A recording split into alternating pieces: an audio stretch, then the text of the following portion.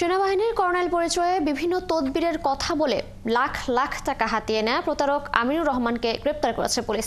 গোপন সংবাদের ভিত্তিতে সাভারের পাকিজা গার্মেন্টসের সামনে থেকে তাকে গ্রেপ্তার করা হয়। সাভার সার্কেলের অতিরিক্ত পুলিশ সুপার শাহিনুর কবির জানান, আমিনুর রহমান একাধিক মানুষের সাথে মামলা বাণিজ্য ও তদবিরের কথা বলে প্রতারণা করেছেন। গ্রেপ্তারের সময় তার কাছ থেকে সেনাবাহিনীর পোশাক, ব্যাজ, ওয়াকি-টকি সহ অন্যান্য সরঞ্জাম জব্দ করা হয়।